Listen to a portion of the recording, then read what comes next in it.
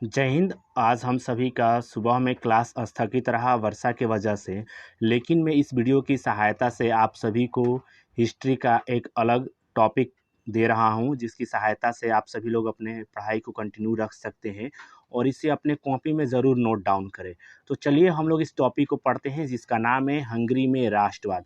यानी हंगरी एक देश है जिसका राजधानी बुडापेस्ट है और ये यूरोप महादेश में स्थित है। आइए हम लोग इसका वर्तमान में स्थिति जान लेते हैं कि किस महादेश में और कहाँ पे स्थित है ये। आइए देखते हैं मैप को, नक्शा को समझते हैं। हम सभी के पास अभी 2023 का नया मैप है वर्ल्ड का, जिसमें यूरोप महादेश में हंगरी देश को दिखाया गया है। ये रहा आपका स्पेन देश, ये रहा आपका पुर्तगाल, ये रहा फ्रांस, जर्मनी, इटली। ये सभी देश के बारे में हम लोग पिछले वीडियो में भी पिछले क्लासों में भी हम लोगों ने पढ़ लिया था, लेकिन इस क्लास में हम सभी लोग हंगरी में राष्ट्रवाद का कैसी भावना जागा ये पढ़ेंगे। आइए समझते हैं। ये देखिए मैप है 1848 का। हम लोग जो कहानी पढ़ने जा रहे हैं, जो टॉपिक पढ़ने जा रहे हैं, वो 1848 का ही कहानी है। ठीक है, ये रहा जो लाल कलर से आप लोग देख रहे हैं, ये ऑस्ट्रिया देश है, ये हंगरी देश है। हंगरी देश पे ऑस्ट्रिया देश कब्जा किया हुआ था, जो कि आप सभी को नीले रंग से हंगरी देश को दिखाया जा रहा है, जो कि पहले सभी ये ऑस्ट्रिया साम्राज्य में आया करता था। ठीक है, आगे मैं आप सभी को और भी समझाता हूँ टॉपिक। तो चलिए वीडियो को हम लोग स्टार्ट करते हैं। राष्ट्रवाद की भावना का प्रसार फ्रांस, जर्मनी, इटली के बाद हंगरी में देखने को मिलती है। हंगरी जो देश था, इस पर पूर्ण रूप से ऑस्ट्रिया अपना कब्जा किया हुआ था। लेकिन ध्यान दीजिएगा इस बात को, मैं आगे भी और भी बहुत सारी चीज़ें आपको बताऊंगा, ध्यान दीजिएगा। जब फ्रांस की क्रांति 1848 की घटना घटित हुई और लुई फिलिप का पतन हो गया, यानी लुई फिलिप जो है फ्रांस देश को छोड़कर भाग गया, उसके बाद ऑस्ट्रिया के खिलाफ हंगरी देश ने विद्रोह करना शुरू कर दिया, क्रांति करना शुरू कर दिया। मैं आगे और अभी समझाऊंगा, अभी बहुत सारी चीज़ें आप सभी को। आइए समझते हैं। ये है मैप, ये रहा ऑस्ट्रिया का मैप। जो ऑस्ट्रिया जो आप देश देख रहे हैं, ये देखिए यहाँ पे जो ऑस्ट्रिया है, ये हंगरी का राजधानी बुडापेस्ट, यानी इन सब क्षेत्रों पे सभी पूर्ण रूप से कब्जा किया हुआ था। ठीक है, और ये जो आप देख रहे हैं फोटो, ये जो इमेज देख रहे हैं आप, इस इमेज में हंगरी के क्रांतिकारी लोग हैं। क्रांतिकारी लोग क्या होते हैं? जो बदलाव लाना चाहते हैं। जैसे हमारे देश में भगत सिंह जी थे, वो भी एक क्रांतिकारी थे, वैसे ही यहाँ पे ये क्रांतिकारी लोग शामिल हुए हैं। इसलिए क्योंकि ये लोग चाहते हैं कि हंगरी देश में से ऑस्ट्रिया को भगाया जा सके, उसका जो प्रभुत्व है उसको समाप्त किया जा सके। आइए समझते हैं। 1848 के क्रांति के प्रभाव से यहाँ राष्ट्रीय आंदोलन शुरुआत हुई, जहाँ आंदोलन का नेतृत्व कोसुत तथा फ्रांसिस डिक नामक क्रांतिकारियों के द्वारा किया गया। देखिए यहाँ पे एक व्यक्ति नाम आ रहा है, बहुत महत्वपूर्ण है, कोसुत। कोसुत का ये सबसे बड़ा महत्वपूर्ण योगदान रहा है हंगरी में राष्ट्रवाद की भावना को फैलाने में। मैं इनका आप सभी को फोटो दिखाना चाहूँगा। ये रहे हमारे कोसुत। ठीक है, इनका पूरा नाम लाजोस कोसुत है और इनके एक मित्र थे जिनका नाम था फ्रांसिस डिक। और भी लोग थे, ऐसा नहीं है कि केवल इन्हीं दोनों लोगों का योगदान है, लेकिन हाँ, सबसे अधिक जो अहम भूमिका रहा था इन्हीं लोगों का रहा था। और ये रहे, देख सकते हैं आप लोग, ये सभी क्रांतिकारी लोगों का एक समूह है जो चाहते थे कि हंगरी देश से ऑस्ट्रिया का प्रभुत्व, यानी जो ऑस्ट्रिया देश कब्जा किया हुआ है, उसको कैसे समाप्त किया जाए।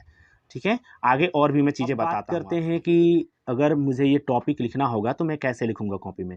आप इस टॉपिक को कॉपी में लिखिएगा, हंगरी में राष्ट्रवाद का उदय। बस ये टॉपिक लिखने के पश्चात आप लोग लिखना प्रारंभ कर दे शुरू से, जहाँ से मैंने लिखना बताया है आप सभी को। तो कोसुत जो था, लोकतांत्रिक विचारों का समर्थक था। उसने वर्गहीन समाज की अपने विचारों को जनता तक पहुंचाना शुरू किया। ध्यान दीजिएगा, जो कोसुत जो था वो लोकतांत्रिक विचारों का समर्थन था, यानी वो राजतंत्र के पक्ष में नहीं था। वो चाहता था कि जैसे इटली देशों में हुआ है, घटना घटित हुई है, जैसे फ्रांस देशों में घटना घटित हुई है, उसको समाप्त करके हमारे देश में भी लोकतंत्र यानी गणतंत्र की व्यवस्था लाई जाए। और उसने, ध्यान दीजिएगा, वर्गहीन समाज को बढ़ावा दिया। वर्गहीन समाज का मतलब क्या होता है? जैसे फ्रांस देश में क्या था कि वर्ग 3 भागों में बटा हुआ था, समाज 3 भागों में बटा हुआ था, पादरी, कुलीन, मध्यम वर्ग। यानी जो वर्ग होते हैं ना, इसमें लोगों को बंटवारा कर दिया जाता है उनके कर्म के अनुसार पर।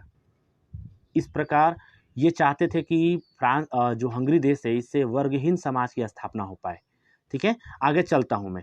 फ्रांस में जब लुई फिलिप का पतन हुआ तो क्या हुआ कि हंगरी में राष्ट्रवाद भावना का विशेष प्रभाव पड़ा और कोसुत ने आस्ट्रिया जो कब्जा किया हुआ था कोसुत ने, उसका विरोध किया कोसुत ने। ठीक है, आगे चलकर क्या हुआ ध्यान दीजिएगा।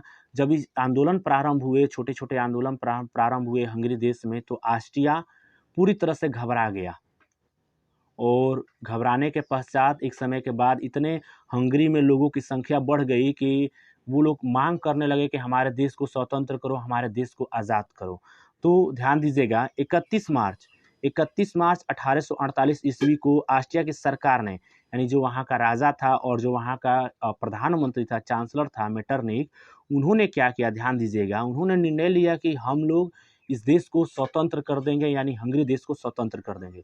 और स्वतंत्र करने के पश्चात ध्यान दीजिएगा उन्होंने कुछ नीतियाँ बनाई। कौन? हंगरी के लोगों ने। उन्होंने क्या कहा ऑस्ट्रिया से कि मेरे देश को आप सभी लोग आज़ाद करें। ठीक है, तो यहाँ पे ध्यान दीजिएगा, यहाँ पे शब्द आ रहा है स्वतंत्र मंत्री परिषद का मांग स्वीकार किया गया। स्वतंत्र मंत्री परिषद का अर्थ ये है कि जो हंगरी देश है वहाँ पे प्रधानमंत्री, राष्ट्रपति और सभी लोगों का एक स्वतंत्र समूह हो, स्वतंत्र तरीके से चुने जा सकें, ना कि राजतांत्रिक व्यवस्था के तहत चुने जा सकें। समझ गए? आगे चलते हैं। और इसमें ये भी कहा गया कि इसमें केवल हंगरी के लोग ही शामिल हो सकते हैं, बाहरी देश के कोई लोग शामिल नहीं हो सकते हैं। ठीक है, और अगला उन्होंने एक नियम और लगाया कि प्रेस को स्वतंत्रता दी गई, यानी जो मीडिया होती है उन्हें आज़ादी दिया गया कि आप राजा के खिलाफ, जनता के खिलाफ जो भी गलतियाँ हो रही हैं, जो भी मतलब जो भी क्राइम हो रहे हैं या जो भी घटनाएं घटित हो रही है, आप उन्हें खुलकर बता सकते हैं। ठीक है, और आगे चलकर राष्ट्रीय सुरक्षा सेना की स्थापना की गई, यानी हंगरी देश में राष्ट्रीय सेनाओं की स्थापना हुई। जैसे हमारे भारत देश में आर्मी, नेवी, वैसे ही वहाँ पे भी सेनाओं की स्थापना हुई।